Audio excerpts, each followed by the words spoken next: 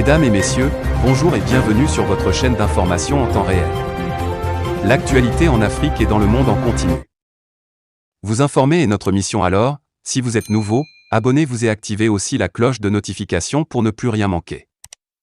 Cela étant fait, c'est parti.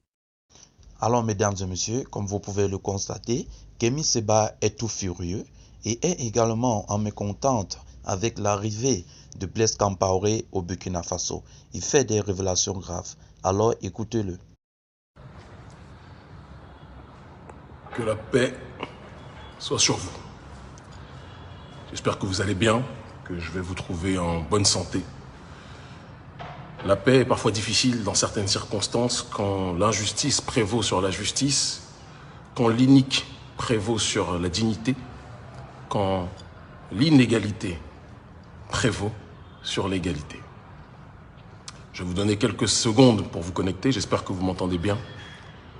Pour un live qui ne va pas trop tirer en longueur, en tout cas on va essayer, mais qui va aller au fond des choses, en tout cas c'est notre objectif, en ce qui concerne ce qui se passe au Burkina et qui en réalité est symbole de ce qui se passe un peu partout dans l'Afrique de la zone franc. Ça fait un bout de temps que je ne vous ai pas vu, vous m'en excusez. On est complètement affairé ces derniers temps et c'est passionnant sur le projet qui verra le jour à la rentrée. Quelque chose qui va bousculer les lignes sur trop de points. D'accord. Et donc parfois, ne pas être sur les réseaux, ce n'est pas un drame en soi, mais c'est simplement travailler dans l'ombre pour encore plus consolider les fondamentaux et rejaillir comme jamais à un degré où personne ne sera prêt. Et c'est ce qui va se passer s'il plaît à Dieu. Vous avez tous vu comme moi ce qui s'est passé depuis hier avec la venue de l'assassin, du meurtrier, de l'ancien frère. C'est une histoire classique chez les nôtres. Il y a des frères et puis à la moindre occasion, quand la possibilité se fait, de plus en plus matérialisée,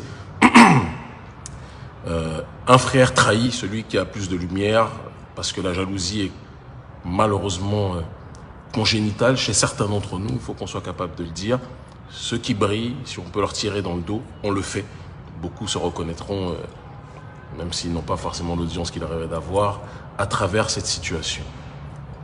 Et Sankara, malheureusement, n'a pas fait exception à cette réalité lorsqu'il a eu la trahison de celui qui était son frère d'armes, son meilleur ami, Blaise Compaoré.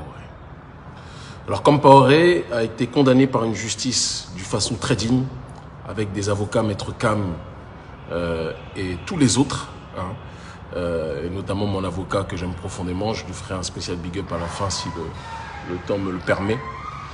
D'accord.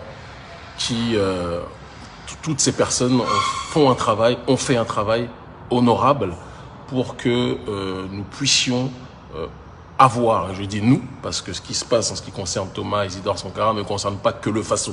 Quand j'entends des gens qui me disent que ça ne concerne que le Faso, il y a une partie moins sage de moi qui a envie de les insulter, et puis il y a une partie plus sage de moi qui me murmure à l'oreille, laisse ces gens, ce sont des gens paumés.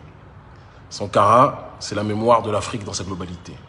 C'est la mémoire de l'homme noir dans sa globalité. Et de la femme noire, quand je dis homme, c'est avec un grand H, mais arrêtons même avec ces expressions, de l'homme noir et de la femme noire dans leur globalité. Je pense que c'est important que l'on puisse l'énoncer. Et donc, ce qui se passe au Faso ne concerne absolument pas, et je le redis avec la plus grande clarté, uniquement la patrie des hommes dits intègres. Ceux qui pensent ça sont des gens qui sont complètement désaxés au niveau de la réflexion politique. Et je ne vais même pas m'étaler à chercher palabres avec ces derniers. Il faut qu'on gagne du temps et qu'on aille à l'essentiel. Lorsque Blaise Compaoré a foulé le sol hier, 4 mois après sa condamnation par cette justice digne donc du Faso, il y a eu une déferlante que certains d'entre vous ont pu observer, de gens qui disaient oui, tous avec le même mode opératoire, tous avec le même type de commentaires, qui disaient oui, c'est la sécurité avant tout, c'est très bien qu'ils soient là, comme si c'était orchestré. Le même type de commentaires, c'est-à-dire que les gens nous prennent pour des idiots, et on sait très bien d'où ça vient de la cellule de ce que l'on appelle les ados-moutons, les résidus de la poubelle, pour moi, de la pensée en Afrique, des gens qui sont payés quelques centaines de francs CFA pour payer les connexions, pour manger quelques graines d'attiéké, et qui, par la suite, vous font des commentaires pour justifier tout ce que fait Ouattara ou tout ce que fait Blaise Compaoré. C'est comme ça qu'ils sont. Ils sont identifiés depuis un certain nombre d'années, donc il n'y a rien de surprenant en ce qui concerne cette réalité. Et donc ils sont venus avec le même logiciel qui était de dire que oui, le Burkina souffre, si Blaise Compaoré peut nous apporter la paix, oui, on est d'accord pour que. C'était tellement téléguidé. Et ça donnait donc la sensation, pour les gens non avertis, que c'est la volonté du peuple du Faso. Les choses sont un petit peu plus complexes que cela. On dit toujours que les arbres qui tombent font plus de bruit que la forêt en tant que telle. Ça ne veut pas dire qu'ils sont plus nombreux que les arbres qui restent debout. Blaise Compaoré est venu au Faso parce qu'il y a eu évidemment une conjoncture qui s'est développée, qui s'est exposée. Le président Damiba a donné sa parole au président Alassane Dramane Ouattara de Côte d'Ivoire, que donc le meilleur ami de Ouattara, le meurtrier de Sankara, d'accord, c'est pas un hasard, hein. Ouattara, Alassane Ouattara est le Blaise Compaoré moderne en Afrique francophone, donc par conséquent, il essaye de défendre son ami, quand bien même celui-ci est un démon au regard de l'histoire africaine, un traître au regard de l'histoire africaine, et est le chef de tous ceux qui aiment trahir, ou de tous ceux qui aiment jalouser, de tous ceux qui aiment poignarder leurs frères au sein de l'histoire africaine. C'est une réalité. Donc il a demandé à ce que Damiba lui donne sa promesse, sa parole, que en aucun cas le président Blaise Compaoré, le président des traîtres, d'accord, le président de l'oppression, le président du gendarme de la France, de la gendarmerie de la France, ne soit pas arrêté lors de son séjour au Faso. Le motif évoqué était un motif sublime, sublimement hypocrite, sublimement opportuniste. Il consistait à dire, excusez-moi, je la vois un peu enrouée ces derniers temps, il consistait à dire que la situation sécuritaire au Burkina est telle que nous avons besoin de celui qui a permis à ce qu'il n'y ait aucun problème d'insécurité du côté du Faso. Quelle hypocrisie. Quelle hypocrisie.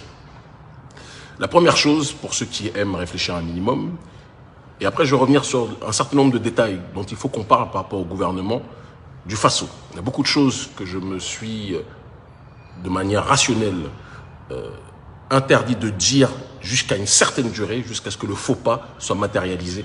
Et une fois que cette chose-là est effectuée, il était tout à fait normal, comme nous le faisons partout, de sortir du bois, et parce qu'on ne soutient jamais des gens tant qu'ils ne font pas leurs preuves. On ne les attaque pas non plus trop tôt, parce que quand on tue l'embryon dans l'œuf, ce n'est pas bon non plus. Il faut laisser l'être croître, qu'il fasse ses preuves, qu'il montre ce qu'il est, qu'il montre ce qu'il représente, et ainsi on puisse de manière intelligible se prononcer.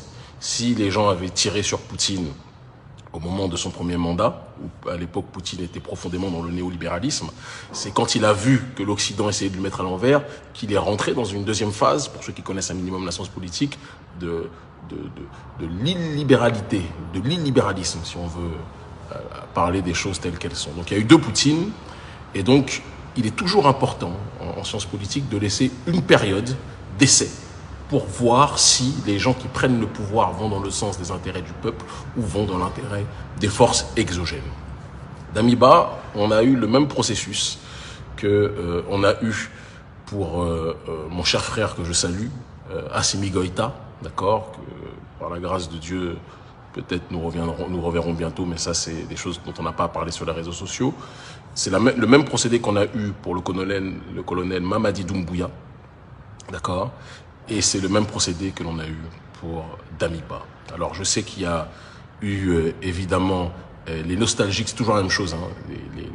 Les gens soit qui sont des soutiens, des hystériques dévots, soit qui reçoivent des fonds des anciens présidents déchus, sont là pour faire la campagne en essayant de magnifier le travail des présidents déchus, en disant oui, vous avez vu, Roch, c'est un martyr du panafricanisme. Ceux qui pensent ça et qui ont dit que parce qu'on n'était pas d'accord avec ça, eh bien qu'on était des soutiens d'Damiba, j'ai pas le temps avec ces gens-là intellectuellement, je veux qu'on aille dans un autre niveau qu'à ce niveau de basse-cour. Non. Roch-Marc Kaboré, comme du côté d'Alpha Condé, comme d'autres côtés, comme du côté d'Ibeka, ceux qui sont tombés pour des raisons rationnelles. D'accord?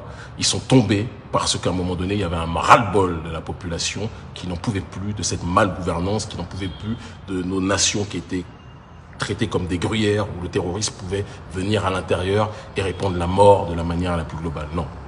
À un moment donné, c'est ce qui s'est passé. Roch-Marc, d'ailleurs, Nathalie, que je salue, qui regardera la vidéo, le confirmera, elle l'avait dit lors de sa dernière allocution. Roch-Marc n'était absolument pas quelqu'un, à la fin de son mandat, durant son mandat, qui se préoccupait des intérêts de la population. Il a joué, il est tombé et on ne le regrettera pas. Donc les gens qui disent que c'est un complot contre le martyr du panafricanisme qui est Roch-Marc Kaboré, je laisse ces plaisantins aller dans la réflexion qui est la leur et je préfère avancer.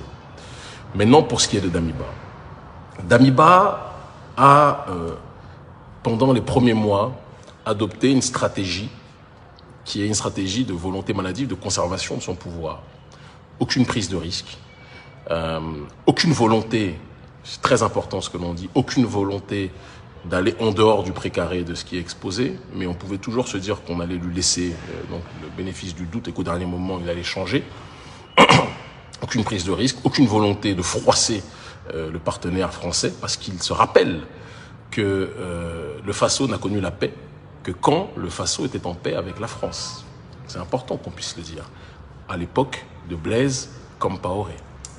Et donc il se dit qu'en employant les mêmes méthodes et en étant dans une logique de faire revenir Compaoré, peut-être même qu'il est possible que lors de sa prise de pouvoir, parce qu'il a bénéficié du mécontentement du peuple, il a pris le pouvoir, et à la suite de cela, certains diront que peut-être même que sa prise de pouvoir était coordonnée à la conditionnalité de faire revenir Blaise Compaoré. C'est du domaine du possible, c'est du domaine de la rationalité, c'est de l'hypothèse pour l'instant, mais c'est du domaine de la rationalité, on ne va pas s'empêcher de penser de cette façon. Ce qui est certain, c'est que au sein du gouvernement du Faso, il y a eu, pendant ces premiers mois, un certain nombre de forces en présence, de scansions, des forces en présence souvent opposées. Et je vais révéler, j'avais dit que je ne le dirais pas pour ne pas créer quelconque problème, mais je pense qu'aujourd'hui, vu la faute très grave qui a été commise en faisant venir Blaise Compaoré, il est nécessaire qu'on puisse dire les choses telles qu'elles sont. Il m'est arrivé d'échanger, je ne l'ai jamais rencontré, mais d'échanger à un certain nombre de reprises avec le Premier ministre du Faso, qui nous a assuré, d'accord, sans qu'on ne lui demande rien en retour, hein, on n'a jamais rien reçu de quoi que ce soit, mais qui nous a assuré qu'il soutenait notre combat, officieusement, hein, mais que malheureusement, le problème du gouvernement du Faso et de l'État du Faso, c'est qu'il y avait plusieurs forces en présence, des gens qui étaient profondément pro-français, des gens qui étaient beaucoup moins dans cette démarche pro-française-là, et que c'était tous ces courants-là qui étaient dans une sorte de bol qu'on mélangeait et qui devait créer une homogénéité qui était quasiment impossible. Et ça a été illustré d'ailleurs par notre voyage où certains ont tout fait pour annuler, des autorités ont tout fait pour annuler notre dernière mobilisation, pour démobiliser les gens. Et le Premier ministre lui-même a dû enjamber certaines situations pour autoriser quelque chose qui avait déjà été structuré de telle sorte que ça soit démobilisé par d'autres forces en présence à l'intérieur du pouvoir d'État. Donc ça illustre que le Faso, on ne peut pas parler d'une réalité monolithique en disant que le gouvernement du Faso est dans cette ligne. Non. Il y a des gens au sein du gouvernement du Faso, je vous le dis, qui nous écrivent la nuit tombée, qui disent qu'Émi, on est avec vous. Malheureusement, on est dans une situation qui est beaucoup plus complexe que vous pouvez l'imaginer. Alors, l'excuse de la complexité, il arrive un moment donné où il faut qu'on puisse passer à une autre étape. Je pense que si ça a été possible avec Assimi Goïta, qui a pris son courage à deux mains, si ça a été possible à une certaine époque avec Thomas Isidore Sankara, si ça a été possible à une certaine époque avec Oum Niobé, si ça a été, en tout cas avec les leaders anticolonialistes, si ça a été possible à une certaine époque avec tous ceux qui se sont levés, d'accord, je pense que ça peut être possible aussi avec ceux qui sont aujourd'hui à la tête de l'État du Faso et qui souhaitent prendre leurs responsabilités. On ne peut pas toujours se cacher derrière la complexité en disant on est avec vous, mais c'est difficile parce que non. Ça ne suffira pas. Ce qui se passe, c'est que Damiba a choisi une ligne qui va dans le sens de la restauration du pouvoir avant, à une époque où la France pacifier la région, et c'est la raison pour laquelle il ne veut pas froisser la France. Il se cache derrière le fait de dire que c'est aux Faso de décider et la Russie ne va pas nous sauver, qu'on soit très clair. Moi, je ne suis pas en train de me lever en disant la Russie, c'est notre messie ou je ne sais quelle autre chose de ce style. La Russie est un partenaire géopolitique qui a permis de sauver Maduro, c'est important qu'on puisse le dire.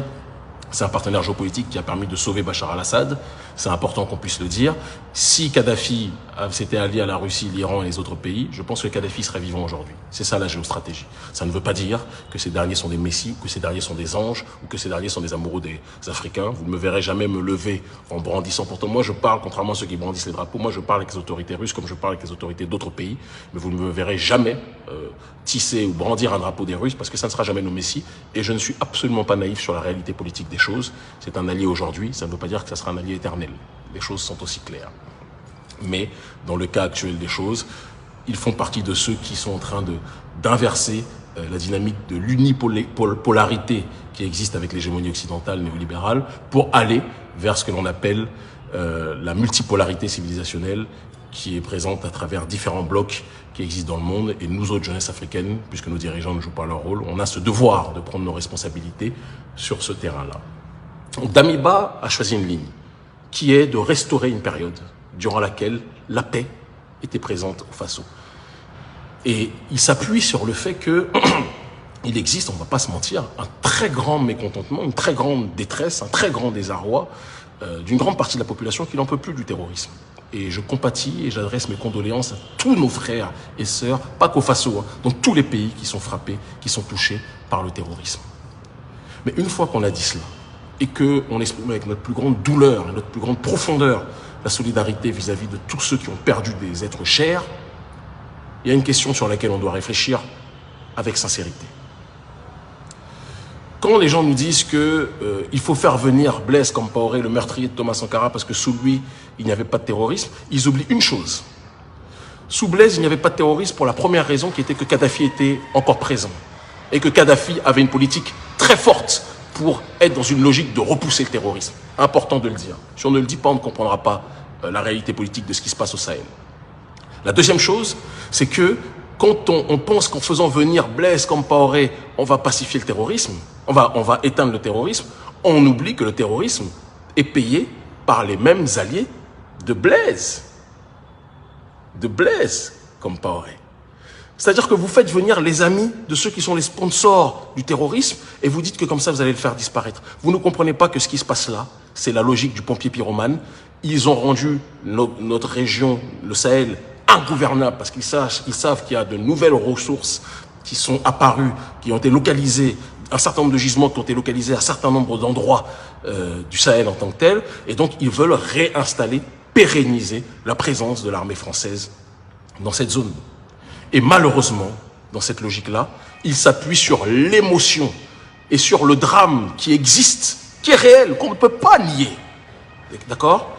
Qui est réel, qu'on ne peut pas nier. La mort d'un certain nombre de gens en se disant que, parce qu'eux-mêmes n'en peuvent plus de cette situation, ils ne vont plus penser au principe de dignité et au principe de justice vis-à-vis du martyr du panafricaniste Thomas Isidore Sankara, ils voudront uniquement la sécurité. Mais Blaise Compaoré fait partie du problème. Blaise Compaoré fait partie de ceux qui font que le Sahel est ce qu'il est aujourd'hui. Parce que Blaise Compaoré est un agent coopté de ceux qui ont sponsorisé la guerre en Libye et qui ont déstructuré le Sahel. Il faut qu'on soit capable de le dire. Alors certains me diront, c'est vrai que Compaoré a eu un certain nombre de périodes de bonnes relations avec Kadhafi, etc. Pourquoi pas? Mais il n'en demeure pas moins que le même Blaise Compaoré dont vous parlez, à un moment donné, lorsqu'il fallait choisir entre les uns ou les autres, il a choisi qui? Il a choisi l'oligarchie occidentale. Pour le meurtrier de Sankara qu'il est, il n'y a rien de surprenant, il choisira toujours ses parrains. Donc, la situation telle qu'elle est, demander à l'ami des terroristes de venir, ou je vais même aller plus loin dans la réflexion et dans la petite provocation idéologique, demander à l'agent du terrorisme, parce que le véritable terrorisme, c'est l'oligarchie française et l'oligarchie occidentale, à l'agent du terrorisme de venir éteindre le terrorisme, c'est objectivement se foutre. Je ne vais pas dire de la gueule du monde parce qu'il y a des aînés qui nous regardent, mais c'est se moquer de nous autres. C'est nous manquer de respect. C'est insulter notre intelligence. Donc la réalité, elle est la suivante. Il faut que vous entendiez, que nous entendions, que notre peuple, la justice, ça a un sens. Et les élites, et je parle au président d'Amiba, qui a d'ailleurs réuni uniquement l'ancien président Ouédraogo et uniquement son hôte, Blaise Compaoré. Donc Marc Kaboré apparemment aurait eu des empêchements et les autres, Zida est en exil, etc., etc. Bref, je dis au président d'Amiba, faire fouler le sol à cet homme-là, qui n'est pas un agent de la pacification, mais qui est uniquement un agent de l'oligarchie d'Occident, de un, ça ne va pas ramener la paix au Faso, ça va ramener plus de terrorisme polymorphe, parce que si ce n'est pas les terrorismes endogènes, ou exogènes par rapport à certains qui viennent d'autres contrées, si vous voyez de quoi je parle, ça sera les terrorismes de toute façon exogènes de l'oligarchie française et de l'armée française qui viendront parce qu'ils ont besoin de se situer stratégiquement plus que jamais dans cette zone, sachant qu'ils sont en train de perdre pied dans les autres sphères de la réalité sahélienne. C'est important qu'on dise les choses, qu'on les dise sans émotion, qu'on les dise avec froideur et qu'on les dise avec lucidité. Donc les hypocrites qui nous disent « Oui, c'est facile de dire arrêtons Blaise Compaoré, etc. Venez arrêter le terrorisme. » Mes chers amis, quand la CEDEAO a commencé à menacer mon cher frère et ami Assimi Goïta, le président du Mali, pour qu'il respecte justement les mesures de la sous-région, ils ont évoqué la potentialité d'une armée de la CEDEAO, n'est-ce pas? L'Union africaine, dont on parle, c'est 54 États, n'est-ce pas? Vous allez me dire que les présidents de l'Union africaine ne peuvent pas, eux tous, réunir leurs armées pour lutter contre ce mal, contre ce terrorisme-là? Vous pensez que ça va toujours être, et là je vais même aller plus loin, que ça va toujours être la France, ou je vais même aller plus loin, ou même la Russie, qui va régler à la place des Africains leurs propres problèmes face à leur propre destin? Donc je vois un ignorant qui dit pourquoi vous avez applaudi quand Damiba a pris le pouvoir. La naïveté, la bêtise congénitale qui est la tienne te fait oublier que ce que nous avons applaudi, c'est que le cri du peuple vis-à-vis de la destitution de quelqu'un qui ne protégeait pas le pays avait été matérialisé. Ça, c'est la réalité. Et elle ne changera pas, elle est inchangeable. Mais de l'autre phase, nous avions dit, et on le précise, qu'il faut laisser du temps aux dirigeants, d'accord? 1 an, ou moins, si faute grave, pour que chacun puisse faire ses preuves. Parce que durant cette période, il y a des guerres d'influence. Nous-mêmes, d'autres, ont tout fait pour orienter la politique de tel ou tel dirigeant dans une direction qui serait en adéquation avec la souveraineté de notre population. Il y a des fois où ça marche, le Mali ça a marché, il y a des fois où ça ne marche pas, et c'est le cas à l'heure actuelle au Faso. Mais si dès le départ, on commence à lancer des diagnostics en disant oui, c'est un traître, c'est ceci, c'est cela, ça c'est la politique de bac à sable. Ça ne nous intéresse pas. Oui, vous pouvez mettre ça ici. Ouais. Ça c'est la politique de bac à sable. Il faut laisser un temps de séquence pour qu'on puisse observer si tel ou tel trahit. Et s'il trahit, on tape. Damiba a trahi. Quand je vois le comportement, quand vous voyez la femme, la veuve de Thomas Sankara, il y a 4 mois, on a enfin reconnu partiellement des coupables, parce qu'on n'a toujours pas condamné les véritables commanditaires que sont les oligarques, les autorités françaises, l'État français. 4 mois après, vous faites venir au nom d'une hypocrite réconciliation Blaise Compaoré, le meurtrier de Thomas Sankara, celui qui a été le tortionnaire de l'État du Faso, même s'il faut aussi qu'on se le dise avec un grand courage. Si Blaise a tenu autant d'années au Faso, c'est qu'il y en avait beaucoup plus qu'on le dit, qui se dit sankaristes aujourd'hui, mais qui étaient des profonds compaoristes à l'époque où il était présent. Ayons aussi le courage de le dire. Ayons aussi le courage de l'énoncer. Il y a eu plus de compaoristes à l'époque, et il y en a plus qu'on ne le croit aujourd'hui, même si les sankaristes sont présents. Damiba devra répondre devant l'histoire.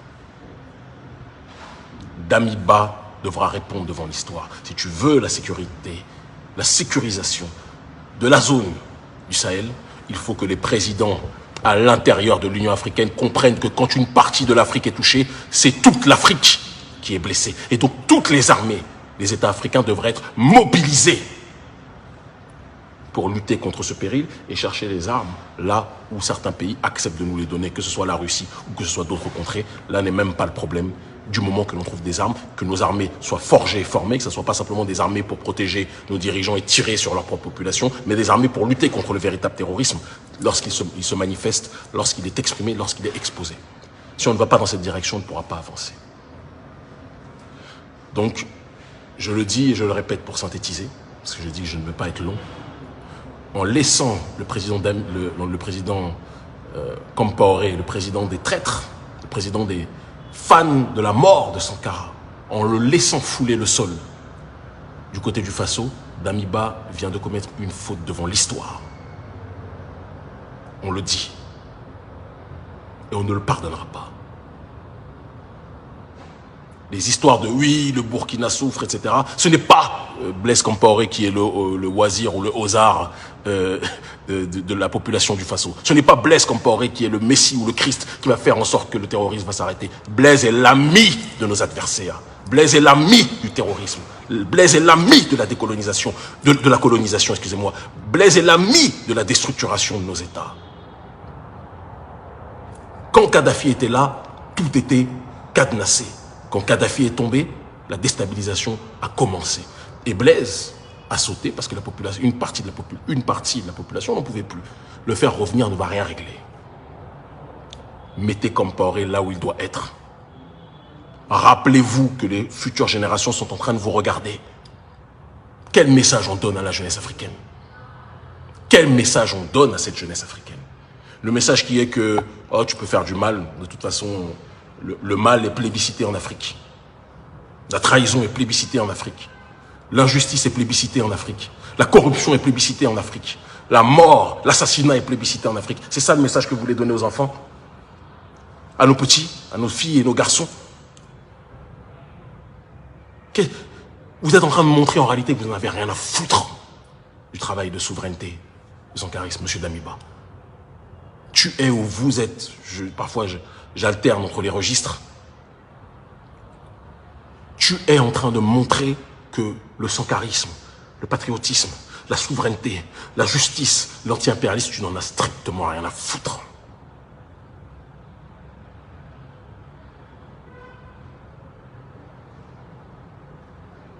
Assimi Goïta est-il plus fort que toi? Assimi Goïta, la seule chose qu'il a de plus que toi, c'est le cœur. La seule chose qu'il a de plus que toi, c'est le courage.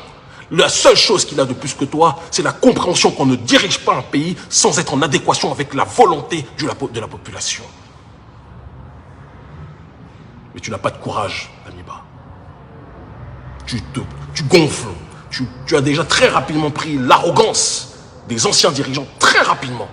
Les nouveaux, quoi qu'on en dise, il y a beaucoup de reproches qu'on peut faire à tel ou tel nouveau président. Mais toi, tu as battu tous les records. Tu as pris les réflexes, oui, vous savez pas, moi je suis à la tête du pouvoir, à la tête de l'État, vous êtes là en train de parler, vous n'avez qu'à venir sauver le Faso. Tu as pris le pouvoir, c'est une responsabilité. C'est une responsabilité, Damiba. Tu n'es pas à Kossiam pour te poser et pouvoir vibrer, festoyer et t'enjailler. Tu es là pour une responsabilité. Et la responsabilité, ce n'est pas de faire venir le criminel de Sankara dans la partie des hommes intègres qui est en train de devenir la patrie des hommes désintégrés. La patrie des hommes désintégrés. Attendre de Compaoré qu'il soit le messie, le justicier, l'agent de la paix. Mais c'est quelle bouffonnerie idéologique de vous prononcer et de se comporter, de penser comme ça. De la même façon qu'attendre que Roch-Marc Kaboré soit le messie qui va pacifier, les guignols qui tiennent ce genre de propos-là, je ne vais, comme je l'ai dit, pas perdre de temps avec vous. Hein? On ne perdra pas de temps avec vous. Vous dites, ouais, mais on vous avait dit que Damiba était bon, le vrai c'était Roch-Marc Kaboré. Je vous laisse dans vos guignolades. Le peuple doit se mobiliser. Au Premier ministre, M. Ouedraogo, on vous a laissé pendant longtemps une chance. Cher frère, pendant longtemps, vous nous avez dit que vous étiez avec nous. Mais ce que vous montrez là, que vous étiez avec le panafricanisme, mais ce que vous montrez là, c'est que vous êtes surtout avec la volonté du confort. et la volonté de la soumission aux intérêts de l'Occident. Le drame est là. Sankara était pour nous, est au panafricanisme un Christ, un Messie. Quelqu'un qui s'est sacrifié, c'est ça, le gardien du sceau qui s'est sacrifié pour que notre peuple puisse se lever. Et chaque cycle a le sien. Sankara s'est levé comme avant lui, Lumumba s'est levé. Arrêtez de plébisciter ceux qui sont ces meurtriers. On se plaint de la négrophobie, on se plaint de l'hostilité vis-à-vis des Africains dans le monde, mais le comportement de nos élites est la clé de cette hostilité, parce que vous montrez à l'humanité que vous ne respectez pas vos populations.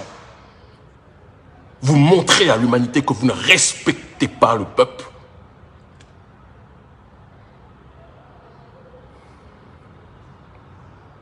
Donc je le dis à tout le monde et je lance un appel à mes frères de la Copa BF. Plus que jamais, c'est le moment de s'organiser. Je lance un appel à notre frère qu'on a poussé, qu'on a propulsé pour qu'il puisse être député, notre frère Roland Bayala, mon cher frère, je compte sur toi pour que dans les heures et les jours à venir, tu puisses te prononcer. Tu es député maintenant. Parce qu'on t'a tous porté. Il faut maintenant avancer. Il faut te prononcer. Ce qui se passe là est un crime contre l'africaine humanité.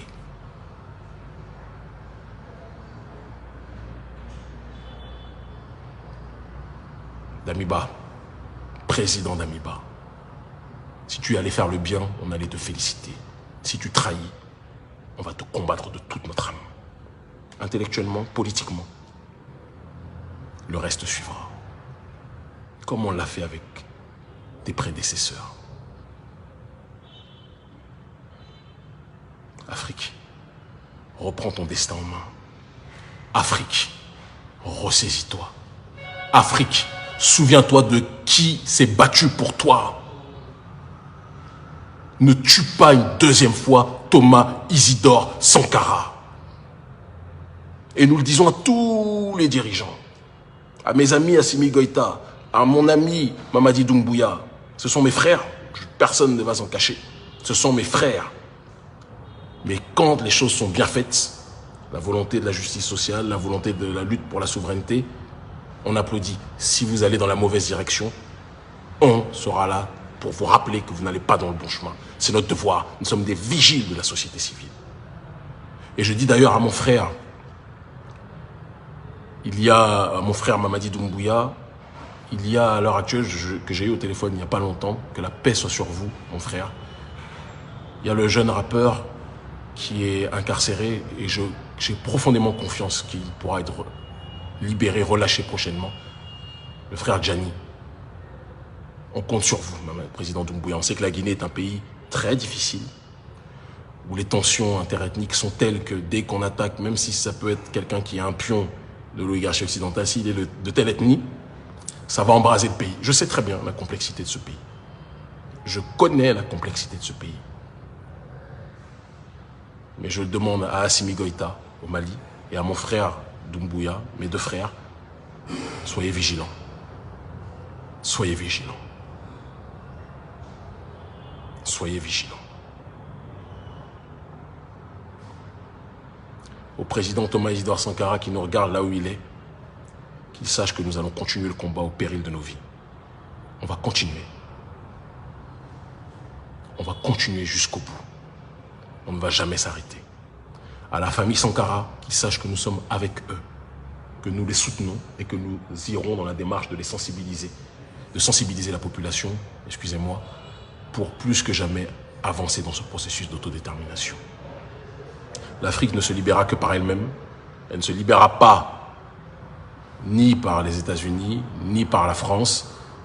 La Russie peut nous aider temporairement, mais j'irai plus loin. La Russie ne sera jamais notre messie non plus. Il n'y a que l'Afrique qui peut se libérer elle-même en faisant les bons choix géostratégiques au moment opportun. À l'heure actuelle, la Russie a un avantage qu'on ne doit pas nier. Elle sait nous aider, mais nous la regardons aussi du coin de l'œil parce que nous savons que seule l'Afrique, in fine, pourra être dans cette démarche de se libérer elle-même. À Alassane Dramane Ouattara, ce message de fin, je te l'adresse. Tu continues à semer la désolation, à semer la trahison, à semer la déstabilisation. Mais ton tour viendra. Tu ne peux pas continuer à narguer les dignes et à narguer la justice comme tu le fais depuis trop longtemps. Tu piétines les lois. Tu piétines les règles comme ton jumeau Blaise Compaoré. Et vous pensez que le mal sera toujours félicité. Tu es dans ton palais présidentiel et ton ami Blaise Compaoré, lorsqu'il est en Côte d'Ivoire, il est dans sa villa 30 étoiles. Mais ça ne pourra pas éternellement durer. Nous nous mobilisons pour. Vous avez beau nous surveiller, vous avez beau nous envoyer des menaces de mort quotidiennes, vous avez beau tout faire pour faire pression sur nos familles, vous avez beau tout faire en vous coalisant avec nos dirigeants, les autres qui sont eux aussi des peureux, hein, et des gens très fourbes à l'image du président du Bénin. Je vous le dis et je vous le répète, nous ne plierons pas, parce que ce que nous le faisons pour Dieu Tout-Puissant et nous le faisons en l'honneur de nos ancêtres méritants. L'Afrique libre ou la mort, nous vaincrons. Il finira à... Je viens d'apprendre que le frère Gianni Alpha est libéré. Merci infiniment. C'est-à-dire que le président Doumbouya est à l'écoute du peuple. Merci infiniment. Merci infiniment. Merci infiniment. L'Afrique libre ou la mort, nous vaincrons. Ils finiront par comprendre. Aucun président n'a un chèque en blanc. Si vous marchez dans la justice, on vous aimera et on vous soutiendra toujours. Si vous allez dans la justice, on vous combattra. C'est la règle qui est la nôtre. On vous aime.